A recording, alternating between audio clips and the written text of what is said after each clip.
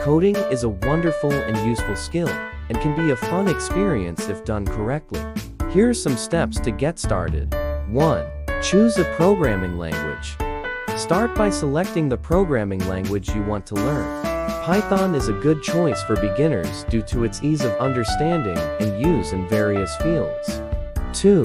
Educational resources. Find interactive educational resources like Codecademy, for Codecamp, or Khan Academy. These platforms offer interactive lessons that allow you to write and experiment directly. 3. Practical experience. Once you understand the basic concepts, practice your programming skills by solving challenges on platforms like HackerRank or LeetCode. 4. Participation in society. Join online programming communities like Stack Overflow or GitHub to learn.